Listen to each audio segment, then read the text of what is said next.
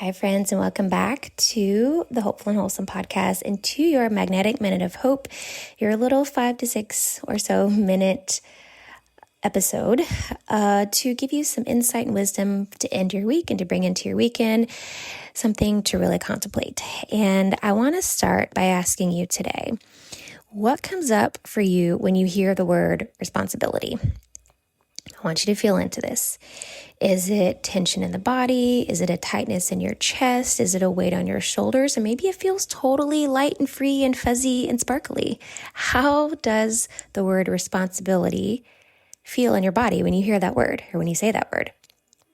I can tell you for a fact that my past relationship with this word has been anything but sparkly and fuzzy because for me, for most of my life, this has felt like restriction, obligation, control, the pressure to perform, and the loss of freedom. And I think a lot of this ties into just perfectionism, instances in childhood where that's how it felt. And also I think societal messaging is, for a lot of us, that's why these feelings come up. So this has been something I've been working with really probably over the past 6 months or so.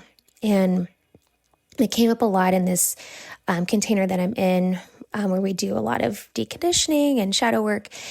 This working with this, basically the burden of false responsibility. And I think the version of responsibility that a lot of us inherited was being the good girl, being responsible for other people's emotions, or feeling like we're responsible for other people's emotions, feeling like everything falls on our shoulders, and holding this energy of hyper independence as a trauma response because it doesn't feel safe to let go of that and to rely on other people or let other people take some of the burden. And I think as women especially, I think we're born with this generationally of being the one that has to take care of everybody. And so this just follows us. But it creates this dynamic where responsibility is this survival strategy. We overfunction, we overachieve, we micromanage. And because of that, as a result of that, we become resentful and exhausted and really just disconnected from joy. It's this heaviness, this pressure. And so I ask you, before I want to talk about a reframe, but where in your life does responsibility feel like a burden? And where are you carrying responsibility that was actually never yours to hold? And I want to reframe this for you. And instead of thinking of responsibility, thinking of it as responsibility, the ability to respond. I want to break this down, the ability to respond, meaning the ability to respond, to not react, to not perform, not control, but to respond. This has been the personal shift for me. And through a lot of shadow work and nervous system healing and really this just massive spiritual surrender, I now can see responsibility as a gift and not a weight, not this burden.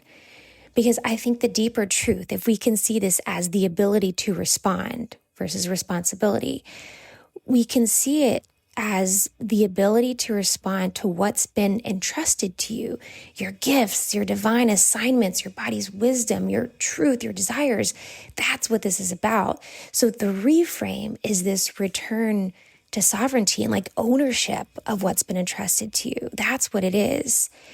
And so when you shift out of obligation into ownership, then responsibility becomes liberating. It becomes clarifying. It becomes empowering. It takes away this pressure of perfection, and it allows you to step into this mindset of, I choose to respond to the life I'm being called to live. That's what it is. I choose to respond to the life I'm being called to live. Because the freedom, really, if we're looking for true freedom, it doesn't come from avoidance. It comes from alignment and from true sovereignty, really.